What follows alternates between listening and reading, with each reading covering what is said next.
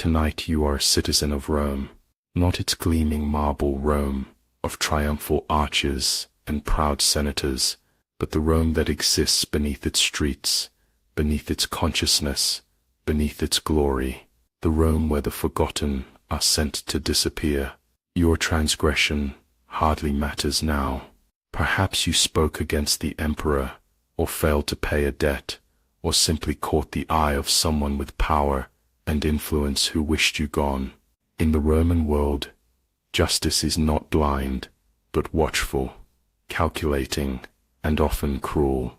The soldiers come for you as the morning light filters through your modest dwelling. They do not knock. The door splinters inward with a sound that will echo in your memory long after you've forgotten your own name. Their faces betray nothing as they bind your wrists with rough hemp rope that bites into your flesh, not enough to draw blood, but enough to remind you that your body is no longer your own. Come, one says, just that, a single word that separates your life into before and after. The streets of Rome receive you with indifference. Market women hawk their wares, artisans hammer at metal, children dart between carts laden with goods from across the empire. The city pulses with life around you, but you have already begun to fade from it. Some citizens turn to look, their expressions a mixture of curiosity and relief that it is you being led away, and not them. Most, however, have seen this procession too many times to give it more than a passing glance. The hemp rope tightens as you're led through the forum. Here the heart of Rome beats strongest, white stone columns reaching toward the sky, the voices of orators bouncing off marble, the business of empire conducted in the shadow of temples dedicated to gods who might, at this moment, be looking elsewhere. Your bare feet move across stones, polished by centuries of commerce and ceremony. These same stones have felt the triumphant steps of generals returning from conquest and the shuffling feet of slaves being sold at auction. Now they feel yours, each step bringing you closer to a place from which few return. The route seems deliberately chosen to remind you of all you are losing. Past the Senate house where laws are made and unmade, past the temple of Vesta where the sacred fire burns eternally, past the Basilica Julia where justice is theoretically dispensed with wisdom and mercy. These monuments to Roman virtue and order will be the last you see of the world above. The soldiers do not speak as they guide you. Their silence is professional, practiced. They have done this before, many times. To them you are cargo, a task to be completed before their midday meal. Their armor gleams in the sunlight, metal plates overlapping like the scales of some great predatory fish. The sound of their hobnailed sandals against stone creates a rhythm, a heartless cadence that counts down your remaining moments of light and air. You reach a small, unassuming building at the northwestern edge of the Forum, near the foot of the Capitoline Hill. Nothing about its exterior suggests its purpose. No forbidding facade, no barred windows, no insignia of punishment or retribution. This architectural discretion is deliberate. Rome prefers that its mechanisms of disappearance remain unremarkable. Inside, the temperature drops immediately. The air becomes still, thick with the smell of damp stone, and something else, something human and desperate that has seeped into the very walls. A single torch illuminates a narrow staircase descending into darkness. The soldiers position you at its edge, and for the first time, fear truly finds you. Not the abstract fear of arrest or punishment, but the primal fear of what waits below, in the darkness, beyond the reach of light or law. Descend, comes the command. Your feet find the first step, cold stone beneath your soles. The second step, the third. With each downward movement, the light from above diminishes. 20 steps. 30. The air grows colder, damper. The walls narrow until your shoulders nearly brush against them on either side. The silence deepens until you can hear the blood rushing in your ears, the sound of your own increasingly shallow breathing. This is the Carcer Tullianum, Rome's oldest prison, though prison does not adequately describe its purpose. Modern minds understand imprisonment as punishment or rehabilitation. The Romans understand it differently. This is not a place of correction, but of storage, a place to put living bodies until they can be properly disposed of through execution, exile, or the simple mercy of disease and starvation. At the bottom of the stairs, another torch, this one guttering in the still air, reveals a corridor extending into darkness. The stones here are larger, older, dating back to the early Republic, or perhaps even the time of the kings. They fit together with the precision of ancient craftsmen who built not just for their time, but for eternity. The floor is slick with moisture that seeps up from the earth below, a perpetual dampness that will soon become one of your most constant companions. The soldiers guide you forward. The corridor branches, turns, branches again. There is a labyrinthine quality to this underworld, disorienting by design. Those brought here are not meant to remember the way out. Even if by some miracle you were to free yourself from your cell, the Carcer would keep you with its confusion of identical passages, its deliberate misdirection, its absolute darkness beyond the small circle of torchlight. The silence is broken occasionally by sounds that might be human, a moan from behind a heavy wooden door, a scraping that could be chains against stone or rats across the floor, a whisper in a language you don't recognize. Each sound serves only to emphasize the crushing quiet that follows it. You pass cells, small rooms secured with bars or wooden doors reinforced with iron. Through one open door, you catch a glimpse of a figure huddled against a wall, so still that at first you take him for dead. Then his head turns slightly, and the torchlight catches his eyes, vacant, unfocused, the eyes of a man who has been in darkness so long he no longer remembers the shape of the sun. The corridor slopes downward again, and the quality of the stone changes. You are entering an older section, perhaps the original Tullianum that gives the prison its name. The blocks here are massive, fitted without mortar, their faces worn smooth by time, and the countless hands that have reached out to them in desperation or resignation. The air grows noticeably colder, heavy with the scent of earth and decay. Your breath forms small clouds in front of your face. The torch carried by one of your guards casts long shadows that seem to move with a life of their own, reaching toward you with fingers of darkness that will soon enough be your only embrace.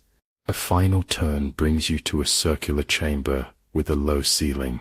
In its center, a round opening in the floor, perhaps 3 feet in diameter, gapes like a mouth ready to swallow you. This is the infamous lower chamber of the Tullianum, what modern historians would later call the death cell. Romans of your time know it simply as the place where things end. One of the soldiers produces a ladder, wooden, narrow, with rungs that look worn and slick with the same omnipresent dampness. He positions it carefully through the opening. From below, no light reflects back. The darkness there is absolute, primordial, the darkness of burial. Down comes the command, the last word you will hear from the world above some time. Your hands, still bound, make the descent awkward and terrifying. Each rung creaks beneath your weight, threatening to snap and send you plunging into the void. The ladder sways slightly, and you close your eyes, though it makes no difference in this darkness. 15 feet down, your foot finds solid ground again.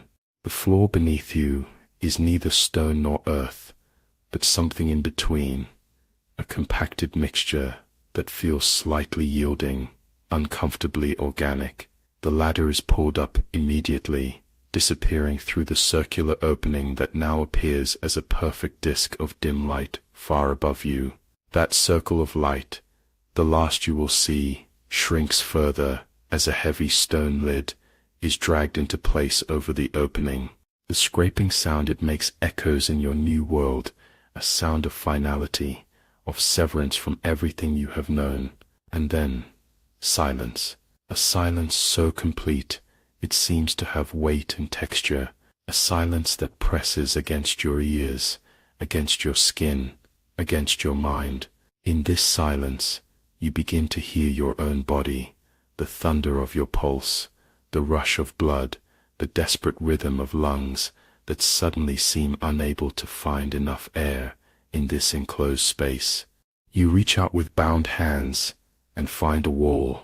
The stone is slick with moisture, cold enough to numb your fingertips after just moments of contact. You follow it, shuffling sideways, trying to map the dimensions of your new reality.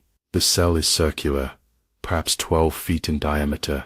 No furniture, no straw for bedding, no bucket for waste, nothing but stone, darkness, and the mounting understanding that you have been placed here to be forgotten. The cold seeps through your clothing, through your skin, settling into your bones, with the patience of something that has all the time in the world. This cold is different from the winter chill of Rome's streets, or the cool shade of a summer portico. This is the cold of the grave, the cold of places where the sun has never reached, the cold of abandonment. You sit with your back against the wall, knees drawn to your chest, trying to preserve what warmth remains in your body. The darkness is so complete that when you wave your hand before your face, there is not even the faintest perception of movement. Your eyes, straining for any point of reference, begin to create their own visions, floating spots of color, brief illusory flashes of light, shapes that form and dissolve like figures in a fever dream. Time becomes impossible to track. There is no sun, no shadow, no changing of guards, no routine to mark its passage. Has it been hours, days? The constancy of the darkness, the unchanging cold, the unrelenting silence, all conspire to stretch moments into eternities or collapse hours into seconds. Your mind, desperate for structure, begins to count heartbeats, but even this proves futile, as your pulse quickens or slows with no discernible pattern. Distant sounds occasionally reach you, the faint scrape of stone against stone.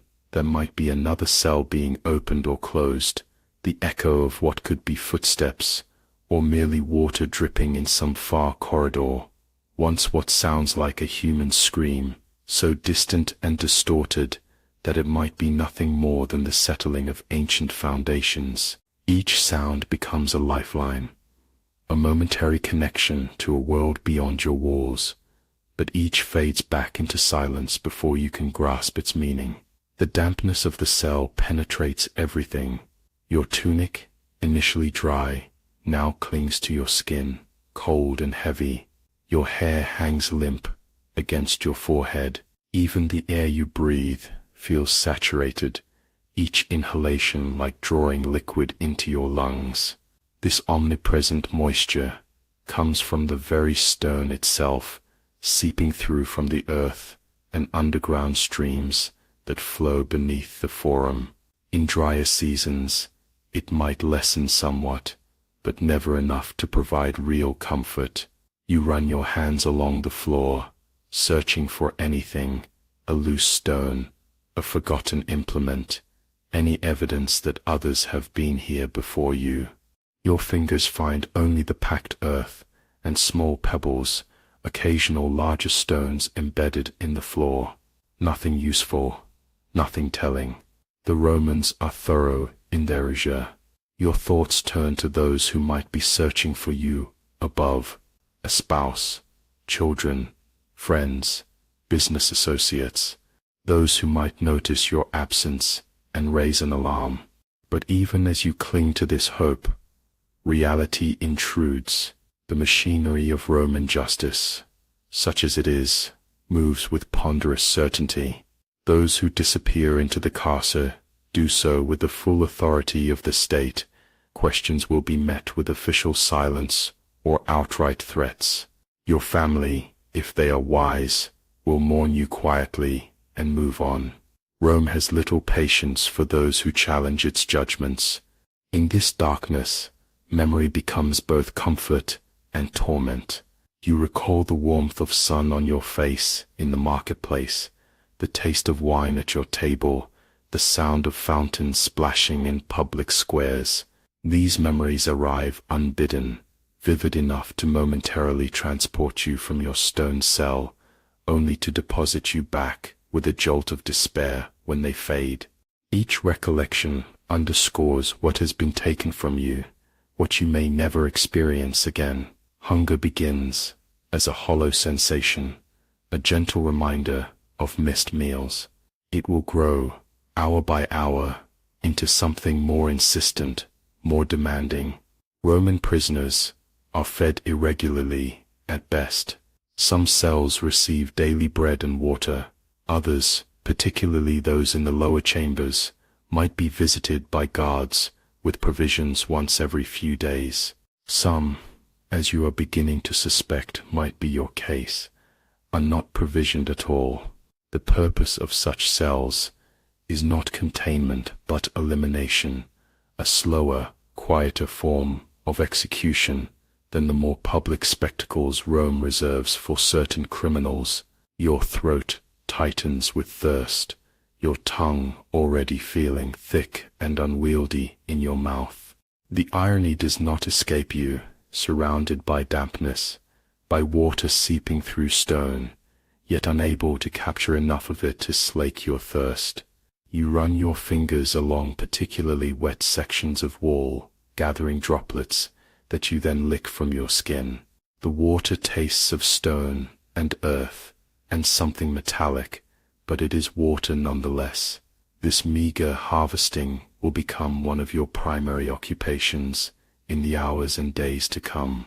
The silence continues to press against you, an almost physical presence in the darkness. Human beings are not made for such silence. Even in the quietest moments of ordinary life, there is the rustle of clothing, the distant barking of dogs, the whisper of wind through trees. Here, there is nothing but the sounds you yourself make, the rasp of your breathing, the occasional involuntary groan as you shift position on the hard ground, the rushing of blood in your ears that sometimes builds to a roar in the perfect stillness. You speak aloud just to hear a human voice, even if it is your own. The sound is startling in the darkness, seeming to come from somewhere else, from someone else. The acoustics of the circular cell catch your words and reflect them back at odd angles, distorted and unfamiliar. After a few sentences, you fall silent again, more disturbed than comforted by this reminder of your solitude. The darkness begins to work on your mind in subtle ways. With no visual input, your other senses heighten, sometimes to the point of hallucination. You catch phantom smells, baking bread, flowering trees, the distinct odor of the Tiber on a hot day. You feel phantom touches against your skin, a breeze that cannot exist in this sealed chamber, the brush of fabric, once the unmistakable sensation of a hand on your shoulder that causes you to cry out and scramble away from nothing. Your bound hands have long since gone numb, the rope cutting into flesh that you cannot see but can feel with increasing discomfort. You work at the knots with teeth and fingers, a task made nearly impossible by the darkness and the swelling of your wrists. Eventually, through persistence and the lubrication of your own blood where the rope has worn through skin, you manage to loosen the bindings enough to slip one hand free. The other follows, and the rope falls to the floor, a small victory that changes nothing about your circumstances, but provides a momentary sense of agency in a situation defined by its absence. You rub life back into your hands, wincing at the pins and needles sensation as circulation returns. The skin of your wrists is raw, torn in places. You cannot see the wounds, but you can feel their edges, the slickness of blood and serum. In the damp conditions of the cell, such wounds are dangerous. Infection sets in quickly in the casa, and there are no physicians here to treat it. With your hands freed, you conduct a more thorough exploration of your cell.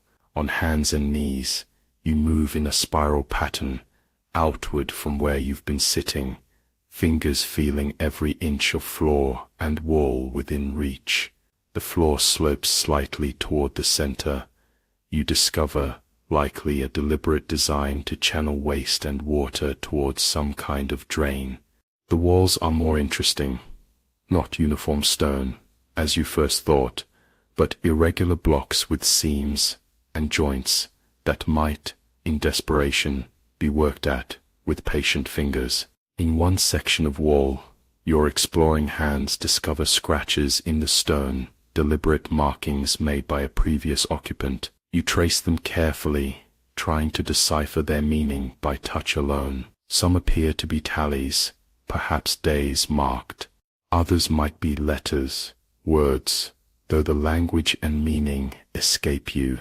These marks are the only evidence that others have been here before you, have endured this same darkness, have perhaps died in this same space. There is both comfort and terror in this realization.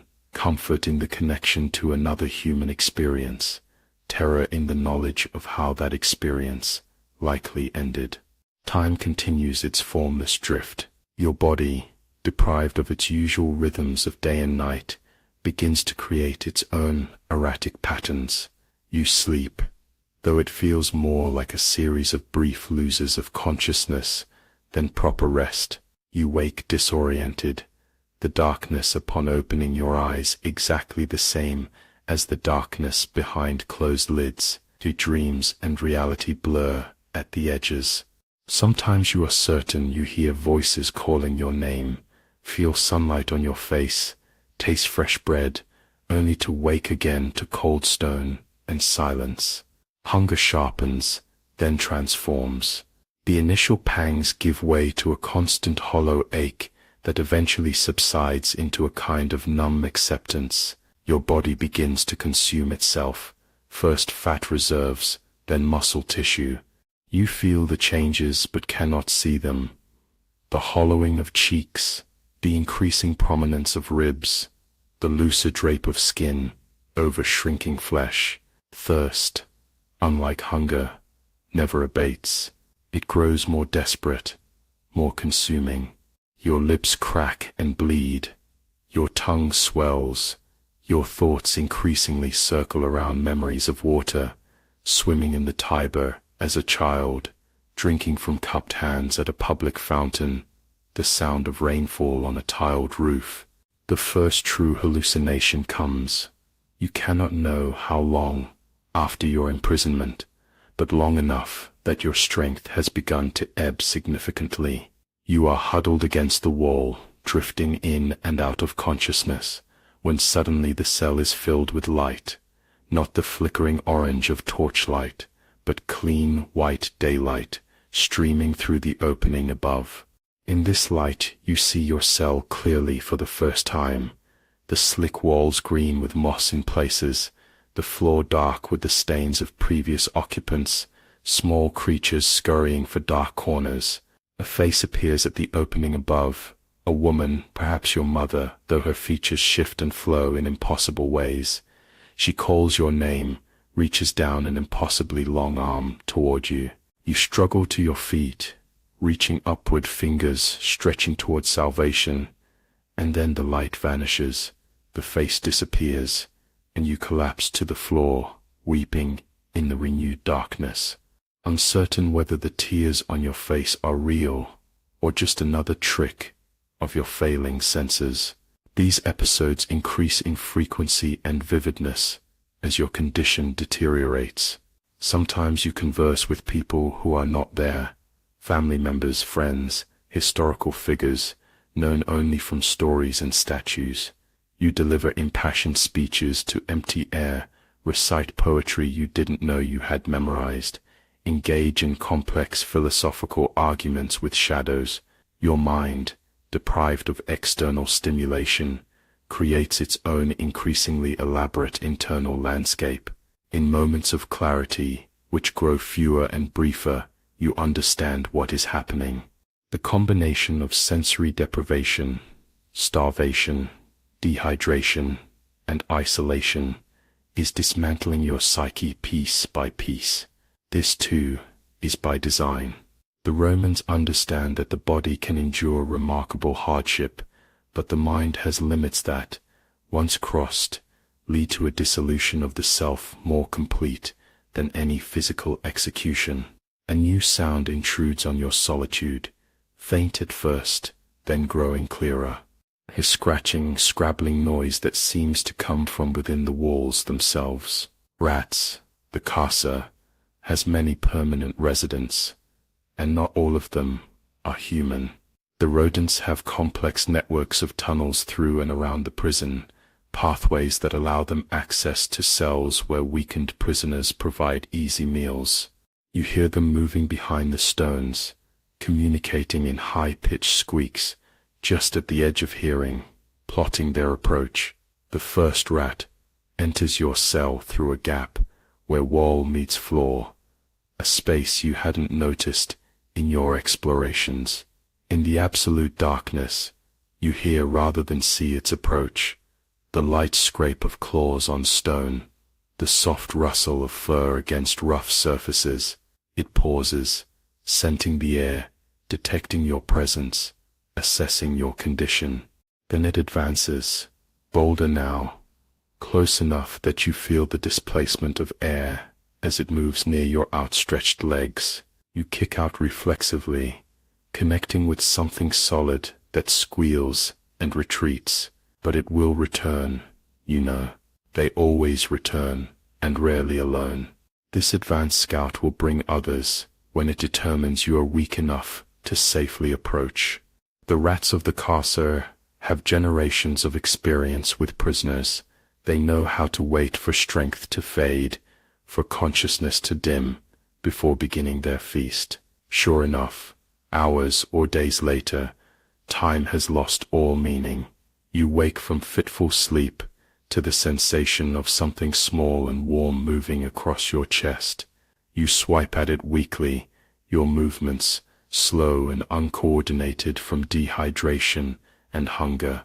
There are more now, their collective presence detectable by sound and smell, and the light pressure of many small feet. In your weakened state, they have grown bold enough to explore your still living form, perhaps testing with experimental nips the flesh that will eventually be their meal. You summon what strength remains, and shout, the sound ragged and barely recognizable as human. The rats scatter momentarily, but not far. You hear them just beyond arm's reach, waiting, patient in their hunger. You struggle to a sitting position, back against the wall, knees drawn up to present less vulnerable surface area. You will have to stay awake, you resolve, to guard against their advances, but your body has other plans. Exhaustion pulls at you with irresistible force. Your head nods, snaps up, nods again. The rats edge closer. This cycle repeats, brief fitful periods of terrified wakefulness giving way to unconsciousness, during which the rats grow ever bolder.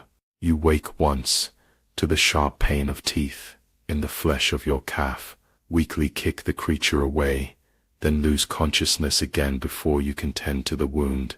The next time awareness returns, you feel the warm trickle of blood down your leg, smell its iron scent mixing with the damp stone and your own filth. The wound throbs in time with your heartbeat, a new focal point of misery in a body that has become a catalogue of suffering. Through it all, the cell remains unchanging, dark, cold, damp, silent, save for the sounds you and your unwelcome companions make. The world above continues, oblivious or indifferent to your slow dissolution beneath its feet. Citizens walk across the forum, conduct business, make offerings at temples, argue in courts, love, fight, live their lives, just yards above where you lie, separated not just by stone, but by a chasm of circumstance that might as well be infinite. In what might be your final period of lucidity before the darkness takes you completely, you understand something essential about Rome, something visible only from this unique vantage point beneath its splendor. The empire that has conquered much of the known world, that has built roads and aqueducts and temples that will stand for millennia, that has created systems of law and governance, still studied in your far future, maintains its order through selective erasure.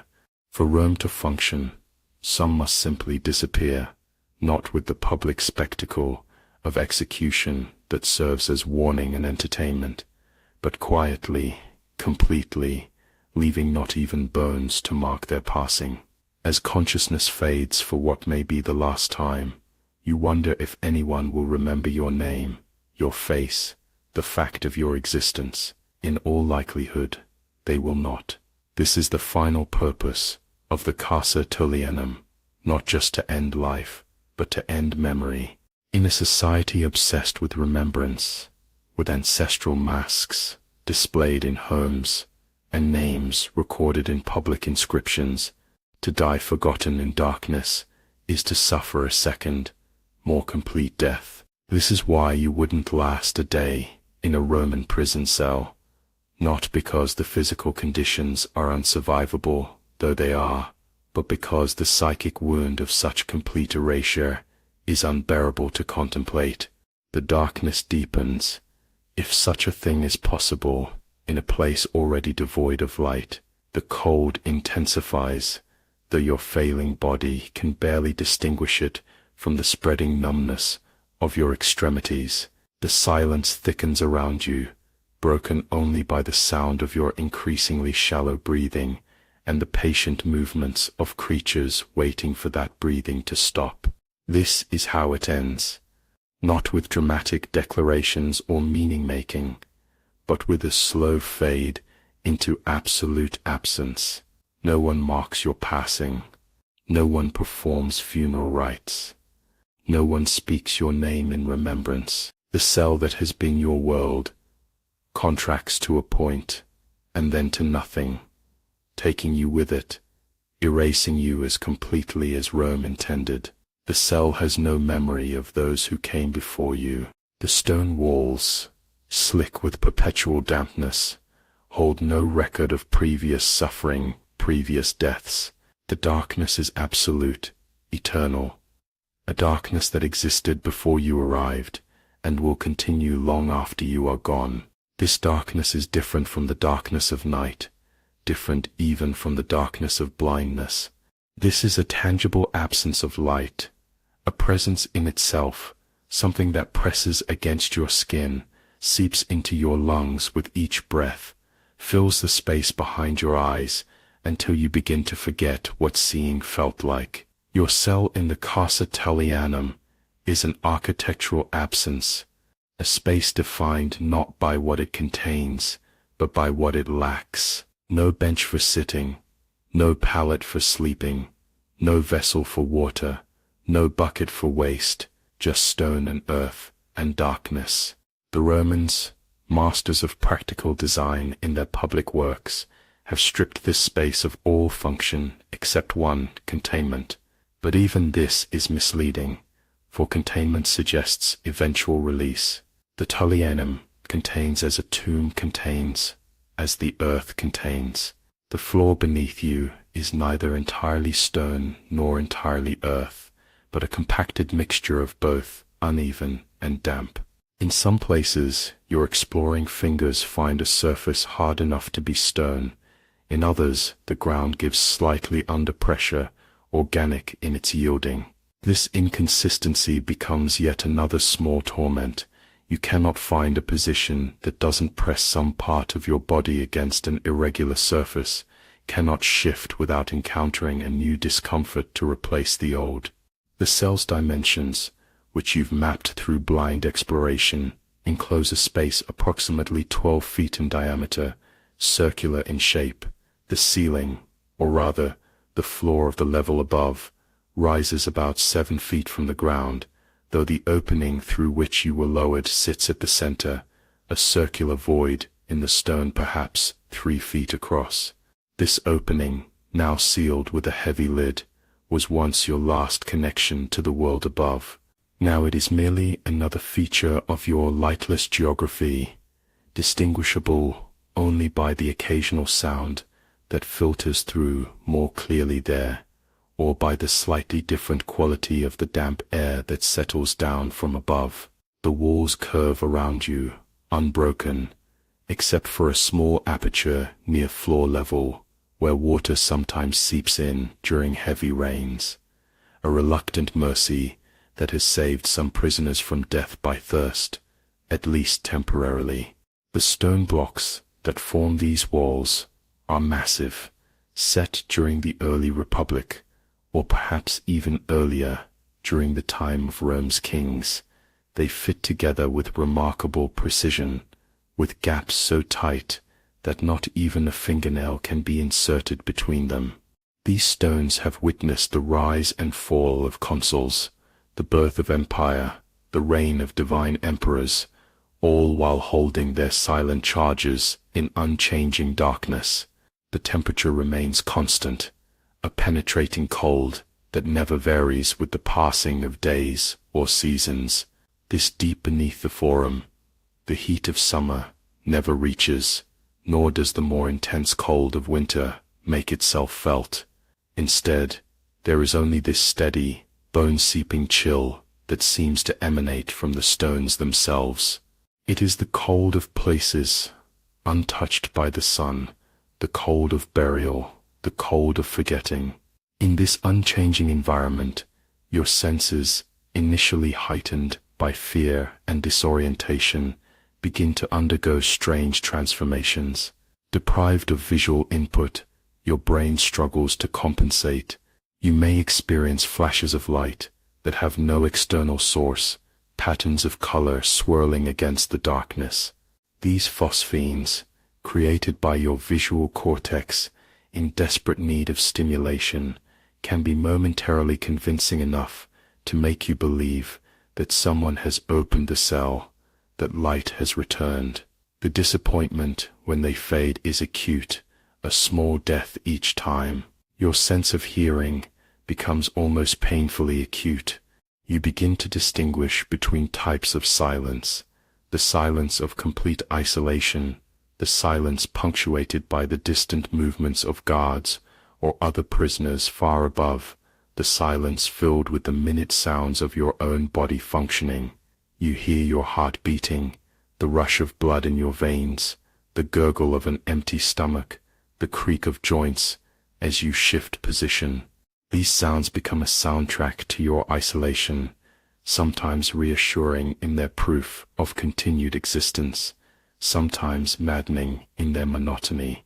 Your sense of smell, too, undergoes a transformation, initially overwhelmed by the damp minerality of stone and earth, the stench of your own unwashed body, and the underlying hints of waste and decay from previous occupants. Your olfactory system eventually adapts. Smells that would be overwhelming in the world above become background notes, barely noticed. Instead, you become attuned to subtle changes: the slightly different scent of the air when it rains above, the musty indicator of rat activity nearby, the evolving odor of your own body as it passes through stages of hunger and dehydration. Touch becomes both torment and lifeline. The constant press of cold stone against skin, the discomfort of sitting or lying on the uneven floor, the crawling sensation of insects moving across exposed flesh in the darkness, all become part of your tactile landscape. Yet touch is also your only reliable way to map your environment, to maintain some connection to physical reality as your mind begins to wander in the darkness. You find yourself running fingertips along the wall, tracing the seams between stones, again and again, a ritual that grounds you when thoughts become too slippery to hold. Time loses all conventional meaning in the unchanging conditions of your cell. With no sunlight to mark days, no routines of meals or guard changes, no external events to create a framework of before and after, your perception of duration becomes untethered from reality. What feels like hours might be minutes. What seems a brief moment of unconsciousness might be a day's sleep. This temporal disorientation is among the cruelest aspects of your imprisonment, a fundamental human need for order and pattern, thwarted by the perfect sameness of each moment. You attempt to create your own time markers, counting heartbeats, reciting memorized texts, scratching tallies into the softer parts of the floor with a small stone you found. But even these efforts prove futile. Heartbeats accelerate or slow with no discernible pattern. Memory fails, leaving gaps in familiar passages. Marks in the floor become confused, indistinguishable from earlier ones. Time slips through your fingers like water, impossible to hold. The silence, already noted for its oppressive quality, deserves further consideration. Humans are not evolved for such complete absence of sound. Even in the quietest natural settings, there is the rustle of leaves, the movement of animals, the whisper of wind. In your cell, sound exists only when you create it, through movement, through speech, through the involuntary noises of a body in distress. This silence is not peaceful, but predatory, seeming to wait for moments of weakness to press closer, to enter through ears and mouth, and seep into your mind. You speak aloud sometimes, just to push back against this silence. At first your words are rational, perhaps a recitation of personal history, a catalogue of people you have known, places you have been. As days pass, the content becomes less structured. You find yourself in one-sided conversations with absent family members, arguments with enemies real and imagined, negotiations with gods who give no sign of hearing. Eventually, speech itself becomes difficult to maintain. Your dehydrated mouth forms words with increasing effort. Your thoughts lose the coherence needed to create sentences.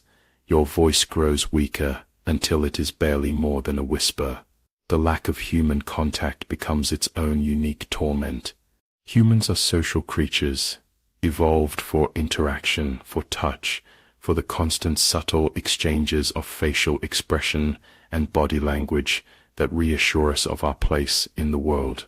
In isolation, these needs do not disappear, but rather transform into a gnawing emptiness that the mind struggles to fill. You may find yourself imagining conversations, creating elaborate scenarios of rescue or companionship, or even experiencing the distinct sensation of another presence in the cell though no one is there. This last phenomenon, the feeling of a presence in the darkness, is among the most common psychological effects of prolonged isolation. Some prisoners report it as comforting, a benign companion in the void. For others, it manifests as malevolent, a watching entity that means harm. Either way, it is the mind's attempt to fulfill a basic need for connection, even as rationality insists on the reality of solitude. The vermin that share your cell become, in their way, a connection to the living world. Rats move through the darkness with confidence, their claws clicking lightly on stone, their bodies occasionally brushing against yours. Insects, beetles, centipedes, spiders, traverse walls and floor on incomprehensible journeys. In the early days of your imprisonment, these creatures might inspire disgust or fear. As time passes, they become almost companions. Their movements and sounds a reminder that life continues, that the cell is not entirely a tomb. The rats, in particular, develop a complex relationship with you. They are cautious at first, approaching only when you are still, retreating at any sudden movement. Gradually, as hunger weakens you, they grow bolder, venturing closer, perhaps nibbling at the hem of your tunic, scavenging crumbs from the floor where you've crushed insects for sustenance. There is a terrible intimacy in their gradual recognition that you are not a threat but a resource, first as a source of body heat in the cold cell, eventually as food when your strength fails entirely. Your body adjusts to the conditions of the cell with remarkable, if disturbing, adaptability. Your eyes, useless in the perfect darkness, eventually stop attempting to focus or perceive. You may experience periods where the distinction between having your eyes open or closed disappears entirely. Your skin, initially hypersensitive to the cold and damp, develops a kind of numbness, not the numbness of frostbite, but a dulling of sensation that allows you to endure otherwise intolerable conditions. Your digestive system, deprived of regular meals, converts to a state of constant, low-level hunger that occasionally flares into piercing pain before subsiding again. Your muscles, from lack of movement and nutrition, begin to atrophy, a process you feel as increasing weakness, trembling limbs, the inability to stand or move with coordination. Your lungs adapt to the stale air, drawing shallower breaths to minimize the intake of moisture and whatever invisible particles might be suspended in the atmosphere of the cell. Sleep patterns disintegrate in the absence of natural light cues. Rather than the ordered cycle of wakefulness and rest, you experience irregular periods of consciousness and unconsciousness that bear little resemblance to normal sleep. These periods of unconsciousness may be punctuated by dreams of unusual vividness, the mind's desperate attempt to provide the stimulation that the environment lacks. You may wake, if waking is even the correct term, in a place of permanent darkness, unsure whether the experiences you recall were dreams, or hallucinations, or actual events. The cell seems to expand and contract around you, its dimensions shifting with your mental state. In moments of clarity, you can recall its physical reality, the 12-foot diameter, the curved walls, the opening above.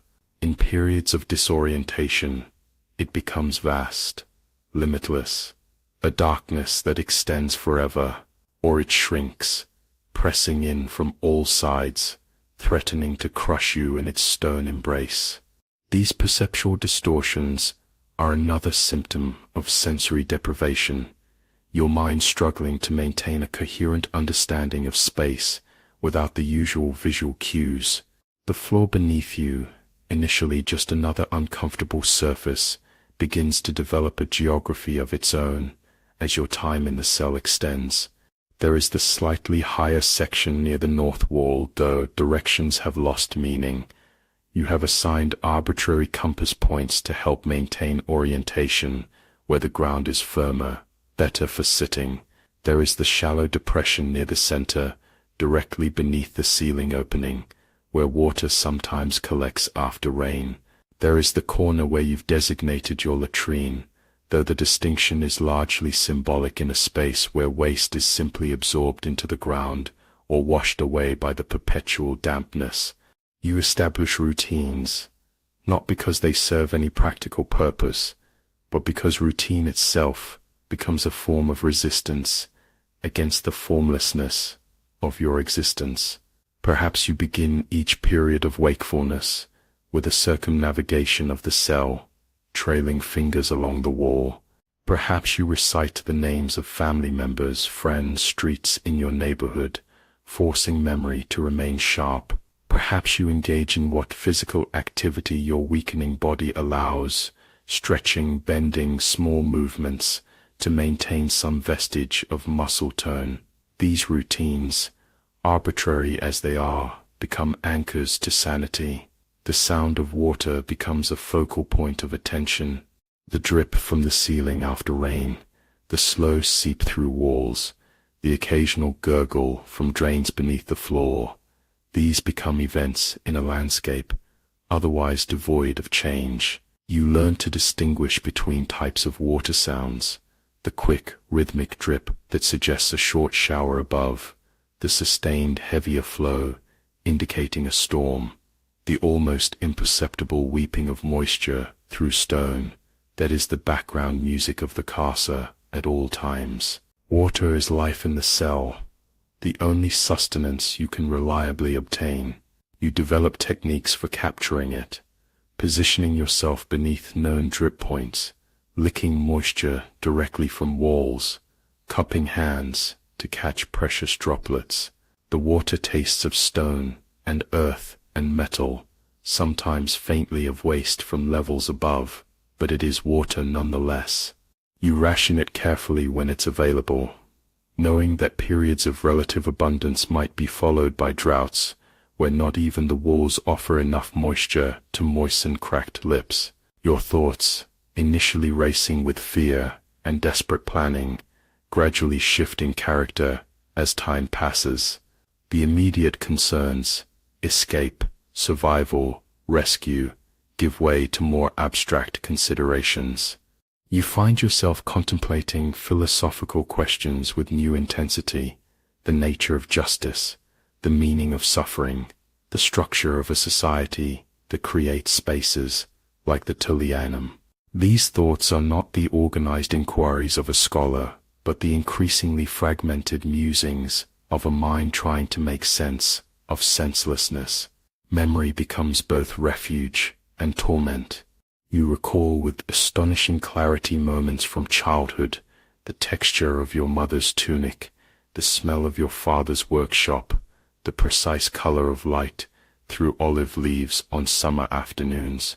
These memories arrive with such vividness that they momentarily transport you from the cell, a brief respite from darkness, yet their inevitable fading, the return to cold stone and absence, brings a renewed wave of despair that is sometimes worse than if the memory had never surfaced at all.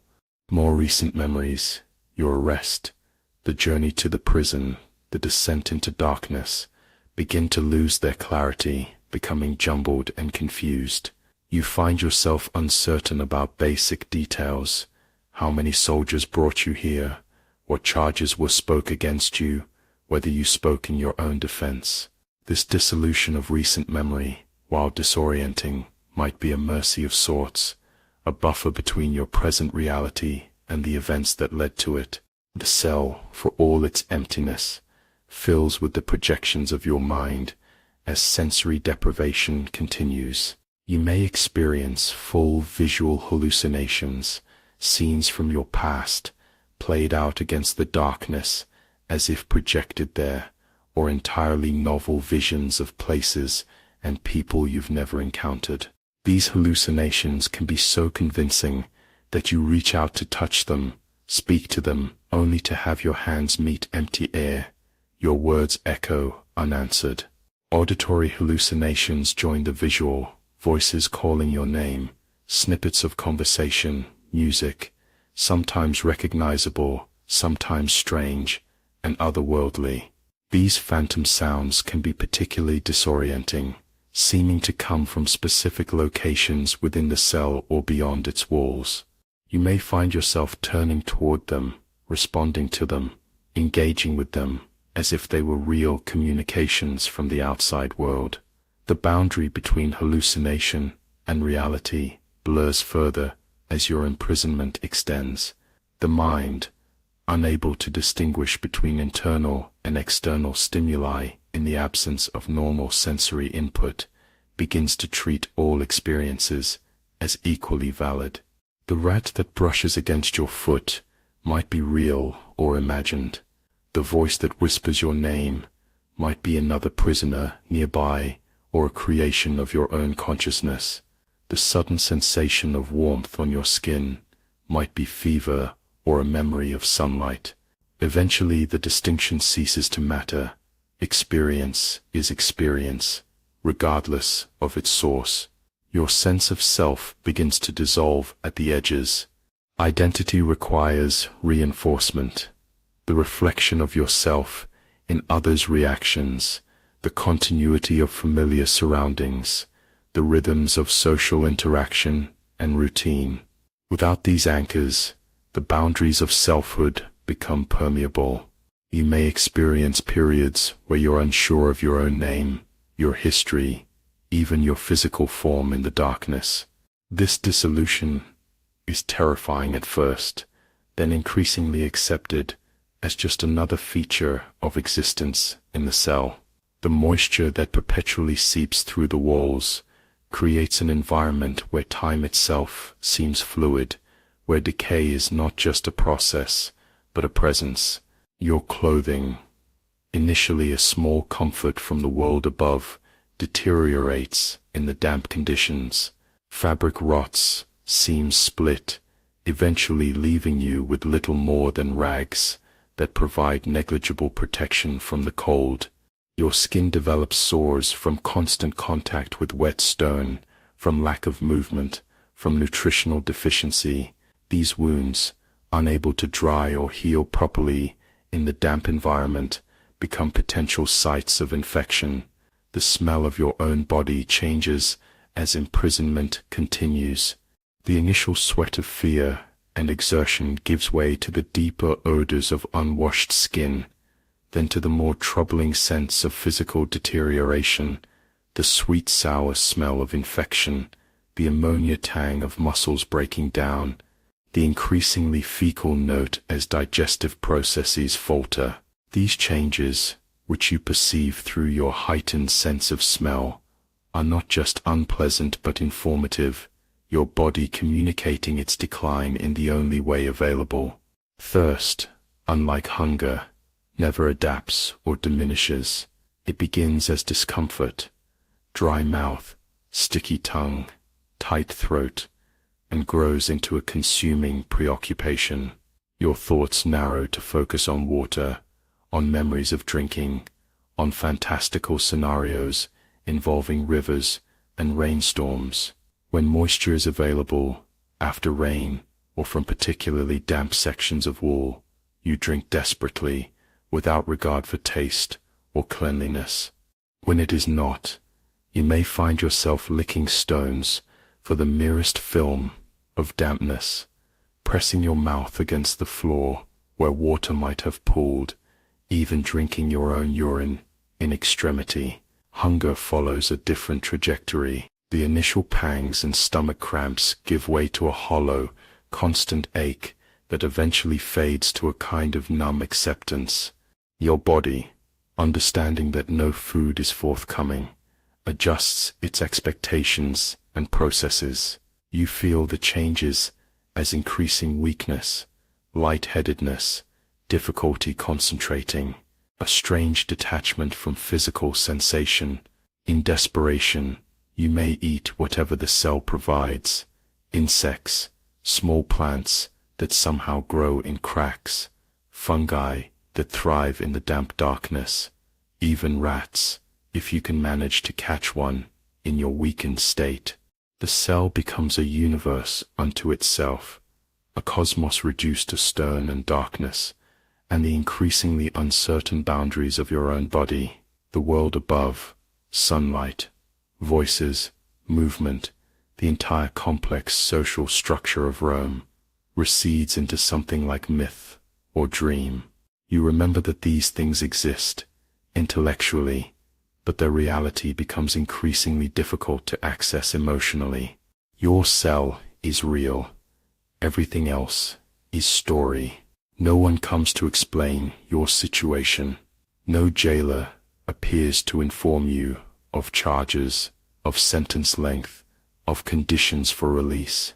This absence of information is not an oversight, but a feature of the system. The carcer is not primarily a place of punishment, but of removal.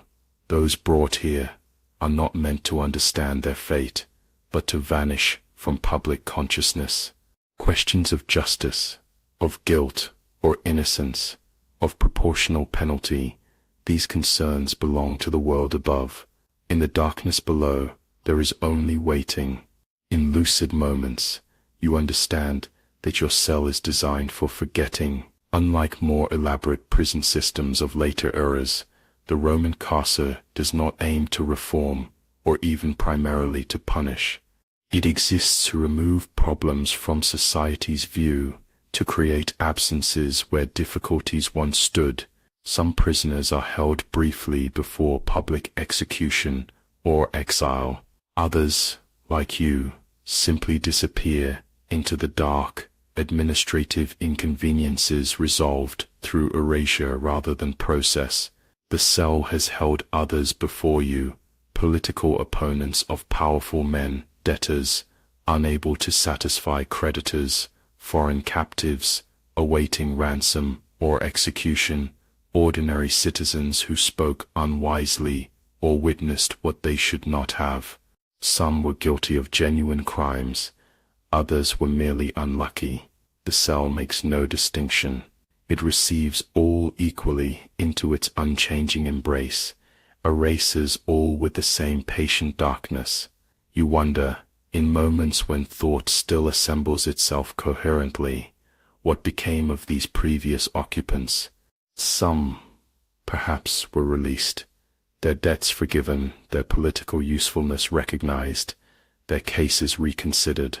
Others were taken out for public execution, their time in darkness, a prelude to spectacular death in the arena or on the cross. But you suspect, with growing certainty, that many simply ended here, their bodies removed only when the smell of decomposition reached the levels above, their names already fading from public memory before their final breath.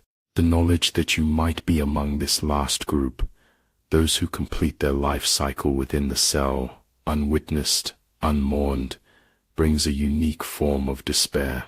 Humans can endure remarkable hardship when purpose or meaning accompanies suffering. The gladiator dies before cheering crowds, his courage remembered in stories. The soldier falls in battle, his sacrifice honored by the state. Even the common criminal executed publicly has a role in the social order, his death serving as warning and example. But to die forgotten in darkness serves no purpose, carries no meaning, leaves no mark. Your cell continues its patient work, the slow dissolution of body, of mind, of identity. The darkness never relents, the cold never abates, the silence never fills with answering voices. Time passes unmeasured, unmarked, except by the gradual weakening of your physical form, the increasing fragmentation of your thoughts. The cell does not hate you, does not even know you. It simply is, as it has been for centuries before you, and will be for centuries after, a space designed for forgetting, executing its function with perfect efficiency. Hunger arrives quietly at first, a hollow sensation below your ribs, a gentle reminder of missed meals. In the beginning you might almost dismiss it, a minor discomfort among many others, in your new reality of cold stone and perpetual darkness. Perhaps you even find it strange how little the thought of food occupies you initially, how the shock of imprisonment and the more immediate terrors of the unknown push bodily needs to the periphery of consciousness. This respite is brief.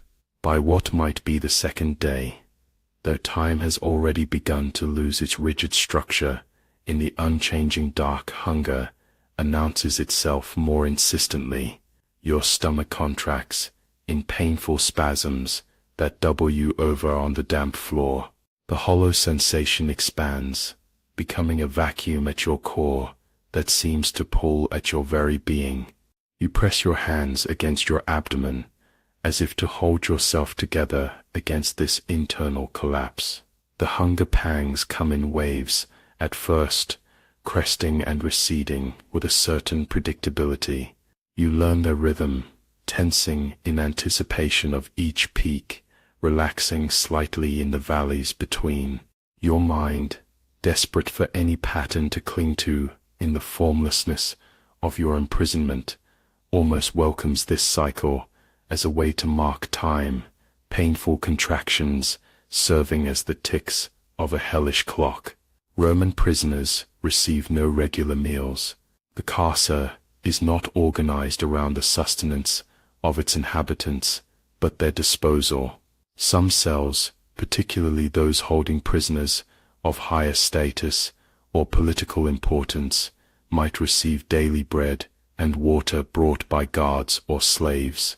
Others might be provisioned irregularly, perhaps when someone remembers, perhaps when a bribe from family members outside reaches the right official. Still others, the lowest level cells like yours, receive nothing at all. This is not mere cruelty, but practical efficiency. Why waste food on those already removed from society's ledger? Why prolong lives already officially ended? The Romans, masters of pragmatic governance, understand that resources have their best use elsewhere. The grain that might extend your life by days or weeks is better distributed to the plebs in the city above, maintaining social order and political loyalty among those who still exist in the public eye. As the initial sharp pangs of hunger begin to transform into a constant hollow ache, your thoughts turn increasingly to food. You recall meals with vivid, almost hallucinatory clarity, not just the taste and smell of dishes, but their weight in your hands, the sound of bread crust crackling as you broke it, the precise shade of wine in clay cups caught in afternoon light. These memories come unbidden, triggered by the grinding emptiness in your stomach, each recollection both comfort and torment. You remember market days in Rome, the overwhelming sensory experience of food stalls lining the forum, roasting meats, sending columns of fragrant smoke into the air, fresh bread cooling on wooden racks, olives glistening with oil in wide terracotta bowls, fish still gleaming from the Tiber laid on beds of herbs.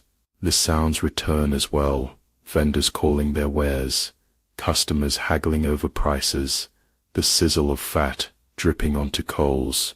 These memories are so complete, so immersive, that you momentarily forget the cell, reaching out to accept an offered sample from a phantom merchant, only to have your hand meet cold stone, bringing you back to darkness with brutal suddenness. You remember family meals, the simple daily fare of porridge, sweetened with honey in the mornings, the more elaborate dinners on festival days with relatives crowded around low tables, reclining on cushions, passing dishes hand to hand.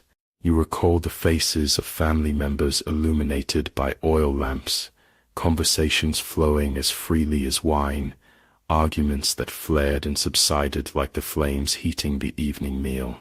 Did you appreciate those moments sufficiently when you lived them? Did you understand that each meal was both sustenance and communion, both necessity and luxury? The constant food memories begin to merge with dreams. During your brief periods of unconsciousness, you wake, if waking is the right word, in a place where darkness reigns equally at all times, from dreams of feasting, your mouth moving in the automatic motions of chewing nothing, saliva flooding your increasingly parched mouth at the phantom taste of roasted meats, or fresh figs, or sharp cheese. The transition from these dreams to the reality of your empty cell, your empty stomach, becomes the cruelest moment in an existence defined by cruelty. By what might be the third or fourth day, your body begins to adjust to starvation, not overcoming it, but accommodating it in ways that allow continued functioning, if only barely. The sharp pangs subside into a constant background discomfort, a hollow feeling that spreads from your abdomen to pervade your entire being. You feel lighter, as if parts of you are already disappearing into the darkness. In a way, they are. Your body has begun consuming itself from the inside, breaking down fat reserves first, then moving to muscle tissue. You feel these changes without seeing them. The loosening of your tunic around your waist, the increasing prominence of your ribs beneath exploring fingers, the new sharpness of your cheekbones when you touch your face. Your movements become weaker, less coordinated. Standing, which you attempted regularly in the early period of your imprisonment, becomes difficult, then impossible. You crawl instead, or more often simply remain in one position, conserving the energy your body can no longer replenish. The hunger transforms from a physical sensation into something more existential, no longer simply the absence of food, but an absence at the core of your being. You are becoming a hollow place within the hollow place of your cell, an emptiness inside emptiness. This progression has a terrible logic to it, a symmetry that you contemplate during periods when your mind can still assemble coherent thought. Water becomes your primary concern, overshadowing even hunger. While the body can survive weeks without food, deprived of water it fails within days. The perpetual dampness of the cell, the moisture seeping through walls, the occasional drips from the ceiling after rain, becomes your lifeline. You develop rituals around water collection, positioning yourself where drops most commonly fall, running your tongue along particularly wet sections of wall, even licking moisture from the floor. Despite the filth this entails, the water you manage to collect this way tastes of stone and earth and metals, sometimes tinged with the unmistakable flavor of human waste, filtering down from levels above. You register these tastes at first with disgust, then with indifference, finally with gratitude for liquid of any sort. Your standards for what constitutes acceptable sustenance shift rapidly in the face of necessity. The relationship between hunger and fear evolves as days pass. Initially, fear was paramount, fear of the unknown, of punishment, of death. Hunger was secondary, a discomfort rather than a terror. But hunger has stamina that fear lacks. Fear exhausts itself, burning hot, and then subsiding as the mind cannot maintain such intensity indefinitely. Hunger, by contrast, gains strength with time. It establishes itself as your constant companion, more loyal than any friend, more persistent than any lover, more demanding than any master you've known. Your thoughts narrow, focusing increasingly on food and water to the exclusion of other concerns. The philosophical questions that occupied you earlier in your imprisonment, about justice, about the nature of Roman society, about your own past actions, fade into irrelevance. Your world contracts to the immediate needs of your failing body.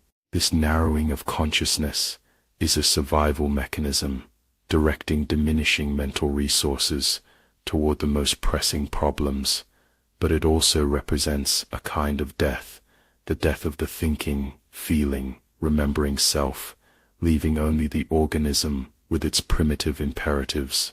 In desperation, you begin to consider what the cell itself might offer for sustenance. Your questing hands find small insects, beetles, centipedes, spiders moving across the floor or walls. Initially repulsed, you eventually overcome this cultural conditioning in the face of overwhelming hunger. You capture these creatures when you can, crushing them between fingers and consuming them whole.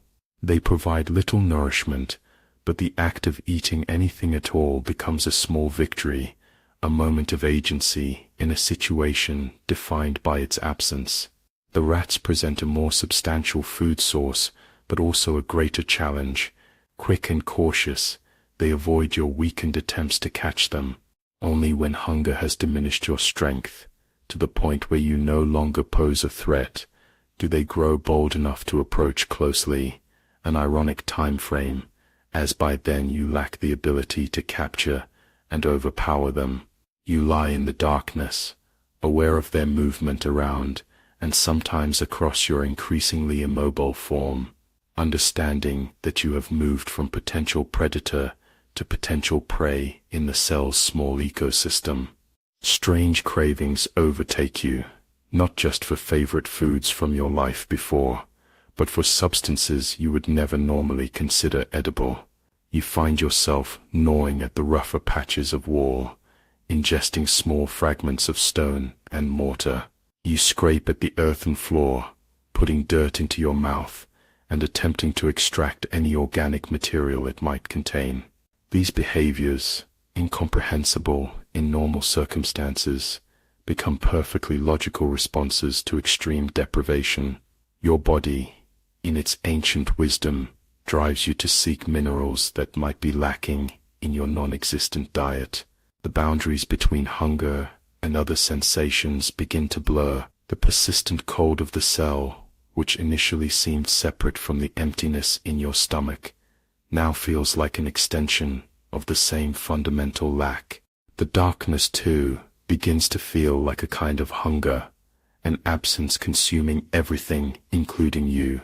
Pain, hunger, cold, darkness, silence, all merge into a single experience of deprivation that defines your existence. Hallucinations intensify as starvation advances. These differ from the earlier sensory hallucinations caused by darkness and isolation. Starvation hallucinations have a particular character, intensely focused on food, viscerally real, cruelly detailed. You see banquet tables materializing in the darkness, laden with impossible abundance. You smell bread baking somewhere nearby, so convincingly that you drag yourself around the cell perimeter, searching for its source. You feel the weight of a wine cup in your hand, raise it to lips that meet only air. These food hallucinations arrive with a narrative logic that makes them especially convincing. A cellmate who does not exist offers you a portion of bread, explaining that guards brought provisions while you were sleeping. A door that isn't there opens to reveal a servant announcing that you've been granted clemency and a meal before release. These scenarios have a completeness to them that distinguishes them from simpler sensory illusions, making the return to reality all the more devastating when the vision dissipates. Your body continues its methodical shutdown, triaging functions to preserve core survival as long as possible. Extremities grow increasingly cold as circulation focuses on vital organs. Muscle control becomes unreliable, hands tremble, legs buckle, even blinking requires conscious effort. Cognitive functions deteriorate. Thoughts come slowly, memory fails, concentration becomes impossible to maintain. Even in complete darkness, your vision would be affected if there were light to see by starvation causing spotting, tunneling, occasional complete blackouts independent of the cell's darkness. The hunger works its way into your dreams, transforming even unconsciousness into another theater of deprivation. You no longer dream of feasting, that luxury of the merely hungry, but of searching. Dream after dream finds you wandering endless corridors, looking for food that remains just out of reach, chasing animals you cannot catch, reaching for fruit that turns to dust as your fingers close around it. You wake sobbing from these dreams, though your dehydrated body can produce no tears. Time, already difficult to track in the unchanging conditions of your cell, becomes increasingly fragmented as starvation advances. You experience periods of lost time, moments of unconsciousness that might be seconds or hours or days, impossible to distinguish in the darkness. Conversely, moments of acute hunger pain seem to stretch endlessly, minutes expanding to contain eternities of sensation. Your internal clock, deprived of both external cues and the regular metabolic rhythms that help maintain time sense, loses all reliability. There are moments of strange clarity amid the deterioration, periods when hunger recedes temporarily and thought becomes unexpectedly lucid. These windows often open after the body enters deeper states of ketosis, using fat stores for energy when glucose is unavailable. During these brief reprieves, you may experience a kind of euphoria, not happiness, but a floating detachment from physical discomfort, a heightened awareness of your surroundings, despite the darkness, thoughts flowing with unusual ease, and sometimes profound insight. Medical historians would later identify these periods as a documented phenomenon of starvation. The body's last attempt at clarity, perhaps an evolutionary adaptation to give the starving animal one final chance at problem-solving before surrender. For you, these moments are both blessing and curse, respite from suffering, but also a return of self-awareness, acute enough to fully comprehend your situation. During one such period of clarity, you realize that your hunger has transformed into something beyond physical need. It has become an entity with which you coexist, a presence in the darkness as real as the stone walls or the occasional rat. You find yourself addressing it directly, sometimes negotiating with it, arguing against its demands, occasionally surrendering to its sovereignty over you. This personification isn't merely symbolic. In your depleted mental state, the hunger truly seems to have developed agency, personality, intention.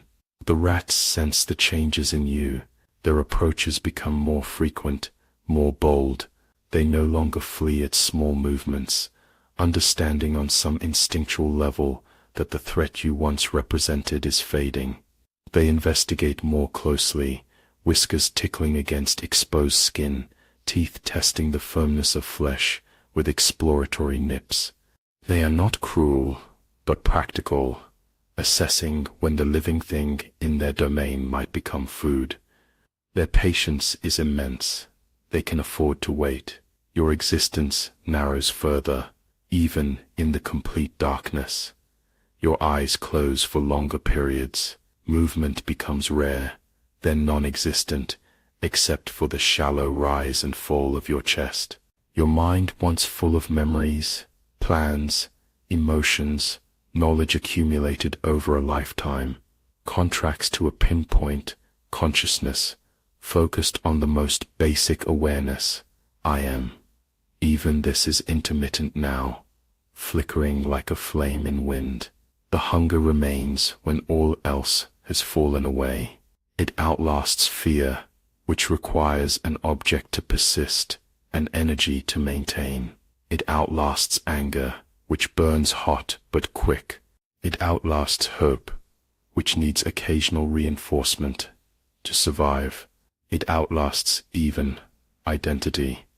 As you become increasingly uncertain of who or what you are beyond the emptiness at your core, the hunger simply is, patient, insistent, absolute. In what might be your final period of coherent thought, you understand something about Rome that was invisible to you before. The empire that spans 3 continents, that has conquered peoples from Britannia to Egypt, that has built architectural wonders and systems of law, still studied in your far future, maintains its immense structure through consumption. Rome devours resources, territories, peoples, cultures, taking all into itself and converting these acquisitions into the energy that powers its expansion. Your cell, your hunger, is Rome in microcosm, a space designed for consumption of a different kind, the slow digestion of problems into absence. This realization comes not as anger or even sorrow, but as a kind of acceptance. You are not being punished, not really. You are being processed, converted from person to absence, from presence to past tense, from problem to solution. The system is working as designed. The hunger is not a flaw in the prison, but its primary mechanism.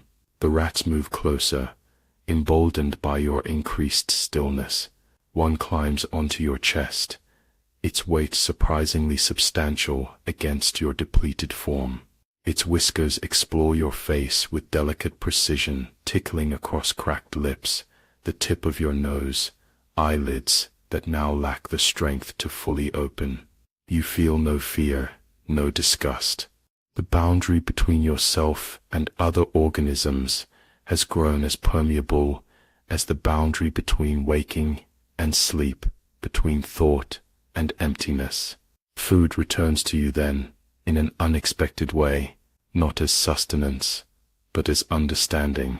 As the darkness presses closer and consciousness begins its final fragmentation, you comprehend that you have always been both eater and eaten. In the marketplace above, you consumed bread made from grain, harvested by hands you never saw. The meat on your table came from animals whose deaths you did not witness.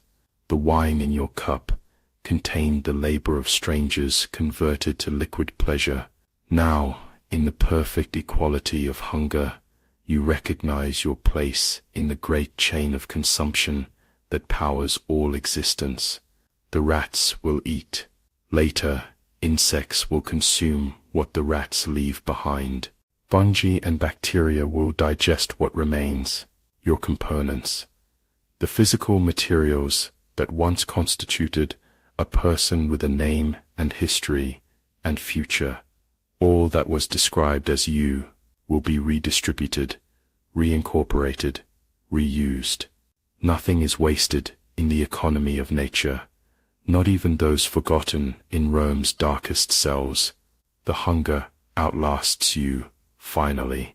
It remains in the cell after you have gone, waiting for the next occupant with the patience of geological time.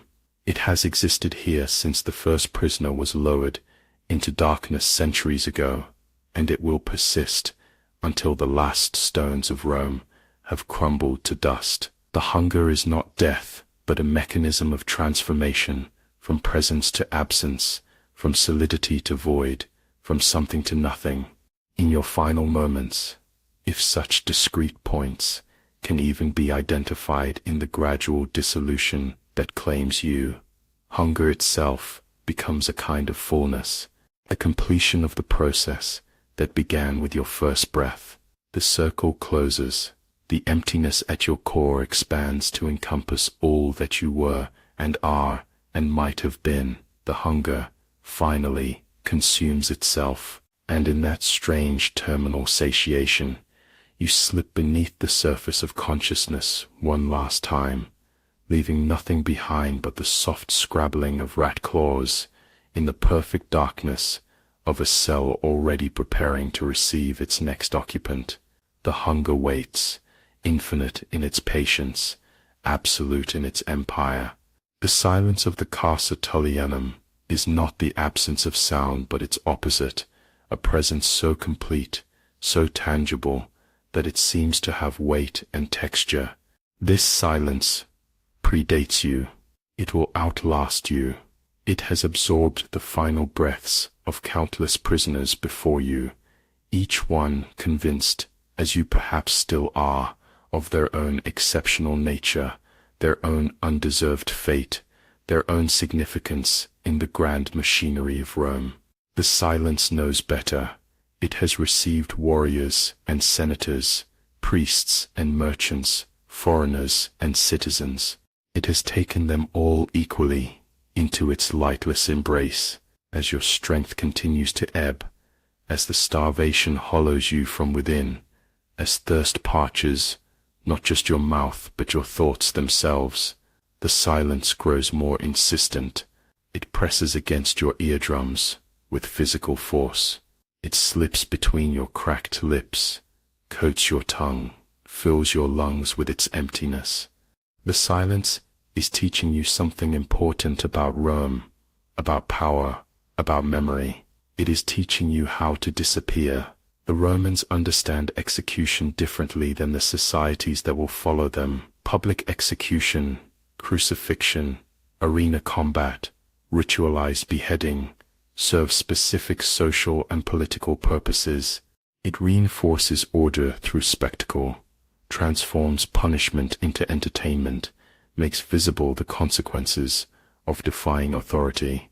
But not all removals from the social order require such elaborate staging.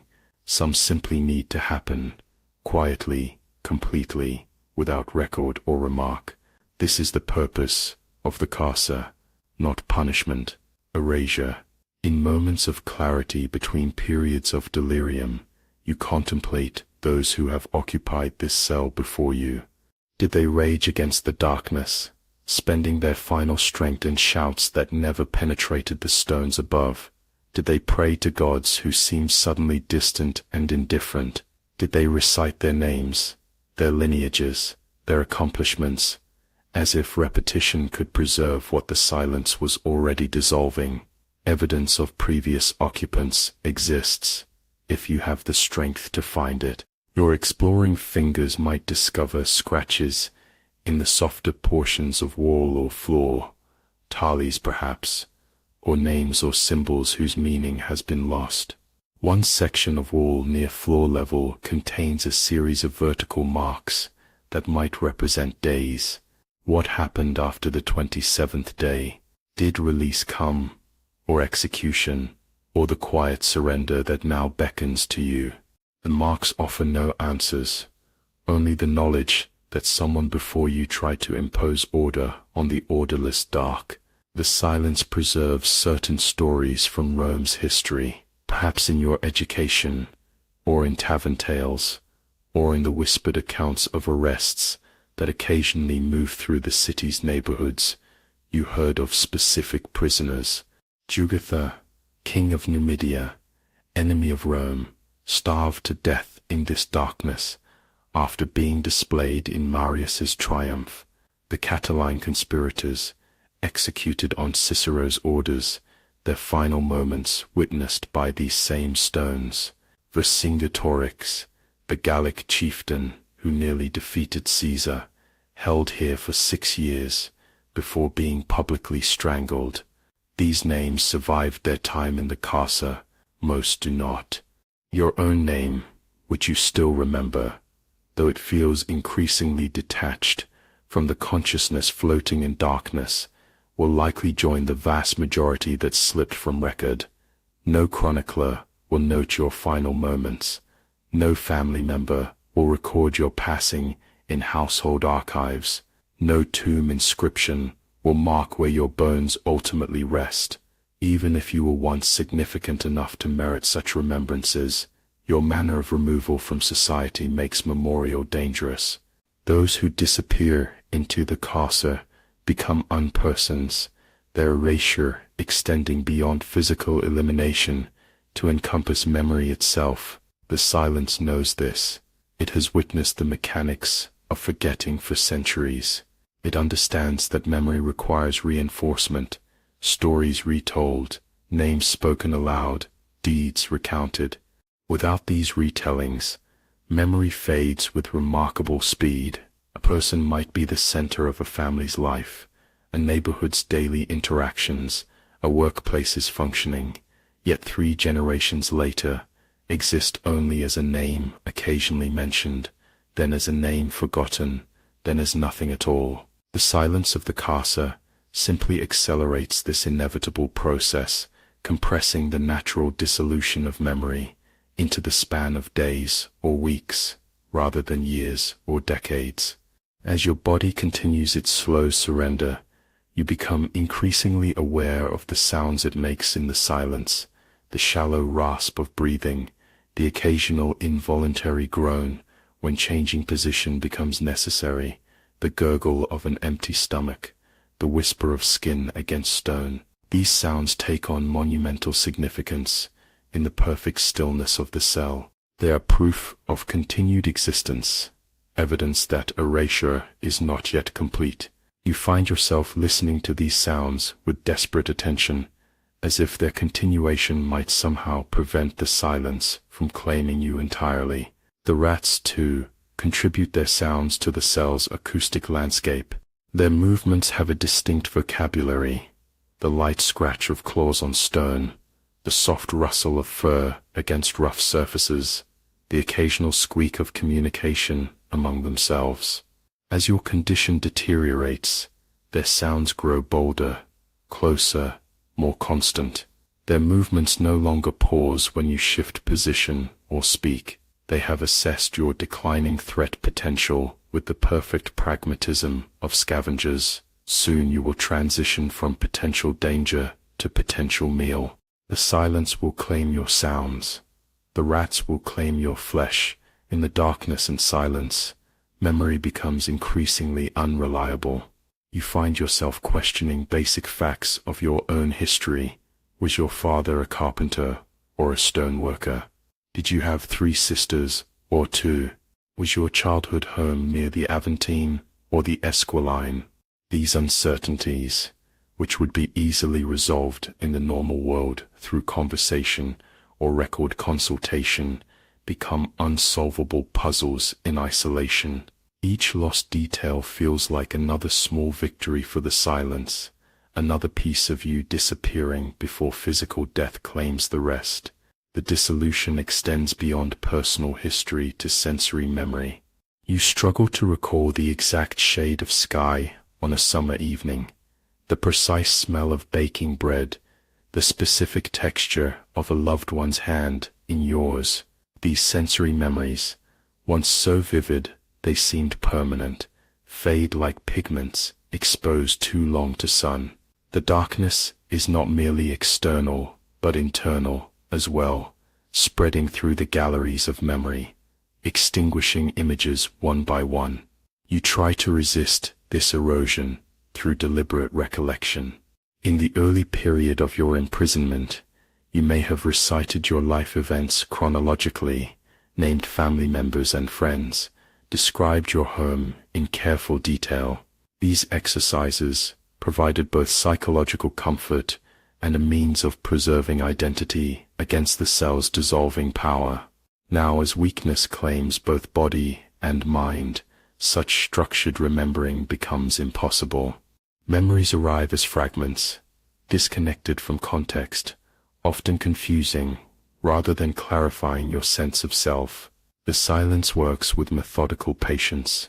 It has no need to hurry. Unlike the dramatic spectacle of public execution, where death arrives in a moment of violence and spectacle, the Casa's process is gradual, inexorable, almost gentle in its terrible way. The silence does not tear identity away, but unravels it thread by thread, so carefully that the prisoner participates in their own unmaking, surrendering memories, then emotions, then sense of self, and finally the will to continue breathing. Your understanding of time, already compromised by the unchanging darkness, deteriorates further as physical weakness advances. Periods of unconsciousness last longer. The transitions between waking and sleeping blur, and even during conscious moments, your grip on chronology slips. Has it been days or weeks since your imprisonment began? Did you speak aloud moments ago or hours ago? Did you dream of your childhood home or actually remember it? These distinctions, fundamental to oriented consciousness, become impossible to maintain. In this timeless void, the silence offers a strange comfort. As the fight to preserve identity demands more energy than your failing body can provide, surrender becomes increasingly attractive. The silence doesn't ask you to maintain the fiction of continuous selfhood. It doesn't demand names, dates, details. It accepts dissolution as natural, as inevitable. There is relief in this acceptance, a relief that grows as resistance requires more strength than you possess. The cell itself seems to change as your condition deteriorates. Its dimensions, which you mapped so carefully in the early period of imprisonment, become fluid and uncertain. Sometimes the walls feel miles distant, the cell expanding into infinite blackness. Other times they press inward, threatening to crush you in their stone embrace. These perceptual distortions reflect your mind's increasingly tenuous connection to physical reality. The cell remains exactly as it has always been. It is your perception that dissolves. Visitors arrive in the darkness, not real human contact, but hallucinations born of isolation, starvation, and the mind's desperate need for connection. Unlike the simpler sensory hallucinations of earlier days, these visitations have narrative complexity, emotional resonance, and apparent autonomy. Family members sit beside you, speaking words of comfort or accusation. Historical figures from Rome's past offer commentary on your situation. Gods and spirits deliver cryptic messages about your fate.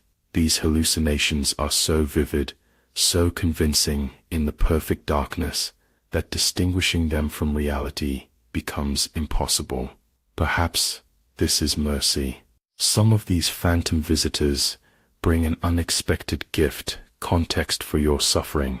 They remind you that your experience, though intensely personal, is part of a larger historical pattern. The Casa has claimed thousands before you. Rome itself, for all its glory, is built on systematic disappearance of political opponents, of inconvenient witnesses, of foreign captives, of those who simply found themselves on the wrong side of power.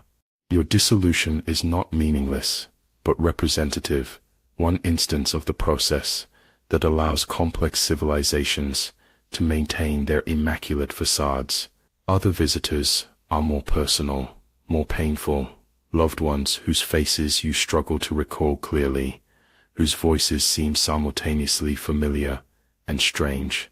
They ask why you abandoned them when you're coming home, whether you've forgotten them already. These spectral conversations often end with the realization that the true abandonment runs in the opposite direction. No one is searching for you above. No one is bribing guards for information. No one is demanding your release. The silence has already done its work in the world above, erasing you from active concern. The process of physical deterioration continues its predictable course. Muscles, already weakened by starvation, begin to atrophy from immobility. Bed sores form where bone presses against unyielding stone. Infections bloom in small cuts and abrasions, the body no longer having resources to fight even minor bacterial intrusions. Internal organs slow their functions, prioritizing the brain and heart as resources dwindle. These changes manifest as new pains, new weaknesses, new surrenders. The silence catalogues these changes without judgment or pity. It has witnessed this progression thousands of times. It knows precisely how the human organism fails when deprived of light, food, water, movement, human contact. It knows which prisoners fight until the final breath and which surrender early. It knows that regardless of resistance or acceptance, the outcome remains the same: dissolution, disappearance, the transition from something to nothing. In rare moments of clarity, between periods of delirium, philosophical questions still form in your mind. What is Rome? That it creates spaces specifically designed for the unmaking of human beings. What purpose does such erasure serve in the functioning of empire? Is this elimination of the inconvenient a bug in the system of civilization, or a feature? These questions, which might have seemed abstract in your previous life, now have urgent personal relevance. You are not contemplating theoretical governance, but experiencing its most extreme practical application. The silence offers its own answer to these questions. Rome's greatness and Rome's darkness are not separate phenomena, but aspects of the same fundamental reality. The gleaming marble temples, the aqueducts spanning valleys, the roads connecting distant provinces, the legal codes and philosophical treatises, these cannot exist without mechanisms for removing obstacles, both material and human. Civilization itself requires erasure. The silence of the carcer is not Rome's shame, but its foundation. This understanding brings not outrage, but a strange, detached acceptance. In your diminished state, judgment itself feels like an unaffordable luxury. You are neither approving nor condemning the system that has placed you here, merely recognizing its internal logic, its terrible efficiency.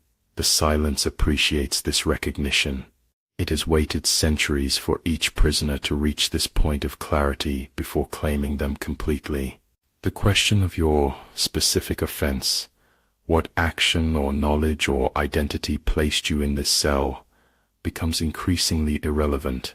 Perhaps you spoke against the wrong person, witnessed something you shouldn't have, failed to pay an important debt, practiced forbidden religion, or simply occupied land or a position that someone more powerful desired. The particular reason matters far less than the mechanism of removal. The carcer exists not for specific crimes, but for the general purpose of disappearance. Your thoughts, when they can still assemble themselves coherently, turn to what might remain of you after the silence has completed its work. Not your body, that will be disposed of efficiently, perhaps cremated in some administrative facility, perhaps added to a mass grave outside the city walls, perhaps simply thrown into the Tiber to be carried out to sea. No marker will indicate its final location. No rites will be performed to ease the transition of your spirit to whatever afterlife you might have believed in.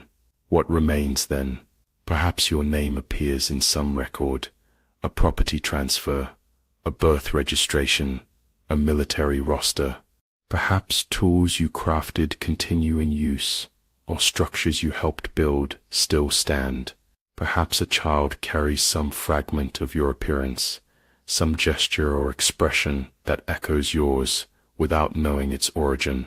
These tenuous connections to the continuing world seem increasingly insignificant as the silence presses closer. They are not you in any meaningful sense. They are remnants, after images, echoes already fading.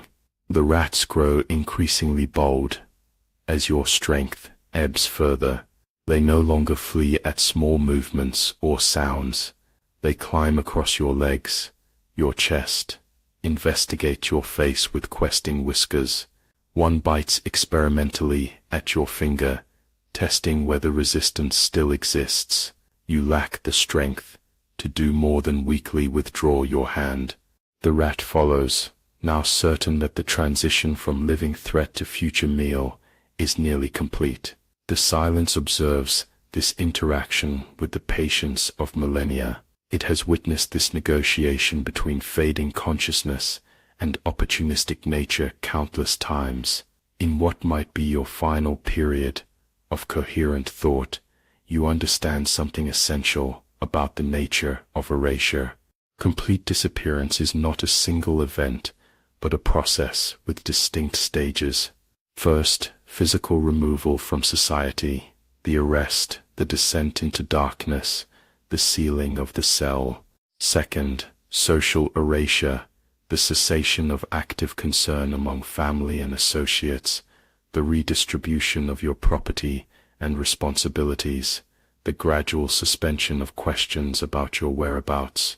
Third, memory dilution, your name mentioned less frequently, your face recalled with less clarity, your habits and preferences and stories fading from the minds of those who knew you.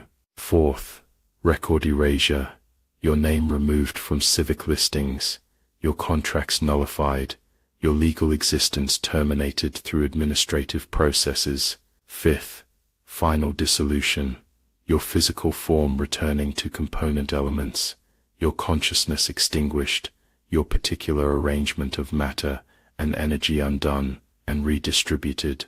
The Romans, you realize, have not invented this process. They have merely institutionalized and optimized it. All humans disappear eventually. All are ultimately erased by time. The casa simply compresses this universal human fate into a matter of days or weeks rather than years or generations. The silence is not performing an unnatural act, but accelerating a natural one. Perhaps this is why it feels, in your increasingly detached state, almost like a rightful end, not because you deserve punishment, but because all existence moves inevitably toward dissolution. As consciousness begins to slip away more frequently and for longer periods, the silence draws closer, no longer content to surround you, but beginning to interpenetrate your being. The boundary between the darkness outside and the darkness spreading within your mind becomes increasingly porous. Thoughts form and dissolve like mist. Identity, that collection of memories, preferences, relationships, and physical sensations that constituted you, fragments into disconnected elements, no longer unified by a central awareness. The silence offers one final lesson before claiming you completely. It teaches that the self is not the solid, continuous entity you once believed it to be, but a process, a temporary pattern, a story told and maintained through constant effort. When that effort can no longer be sustained, through extreme isolation, through starvation, through the systematic removal of all that reinforces identity, the self reveals its conditional nature. This dissolution is not just physical, but ontological, not just the end of a life, but the unmaking of a particular way of organizing matter and energy and information that briefly called itself by your name. The rats sense the approaching threshold. They gather more numerously, now, their collective presence detectable, even in your diminished state, as warmth, as movement, as sound. They wait with instinctual patience, understanding what human consciousness often refuses to acknowledge, that the boundary between life and death is not sharp but gradual, that consumption begins before final breath, that nature wastes nothing in its endless recycling of materials. Your breathing slows, grows shallow, your heartbeat, once a constant drumbeat companion in the darkness, becomes erratic, faint. The cold of the cell seems to penetrate deeper, reaching bones, reaching organs, reaching finally the core of awareness itself. The darkness behind your closed eyelids is indistinguishable from the darkness of the cell, inside and outside, now unified, in absence of light, absence of warmth, absence of sound, except the whisper of your fading respiration. The silence you leave behind is identical to the silence that preceded you. The cell remains unchanged by your passage through it. The stones hold no record of your particular suffering, no memorial to your unique dissolution. The air fills the space your body occupied without hesitation or memory. The rats will scatter briefly when guards eventually descend to remove your remains, then return to their patient waiting for the next occupant. The cycle continues unbroken. Perhaps somewhere in Rome, someone speaks your name one final time, unaware that the connection between that sound and your existence has already been severed. Perhaps somewhere in the bureaucracy of empire, a stylus scratches a line through a record, completing your administrative disappearance.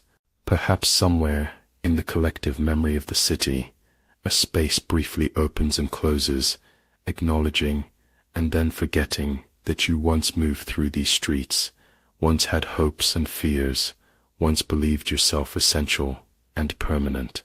The silence knows better. It has always known better.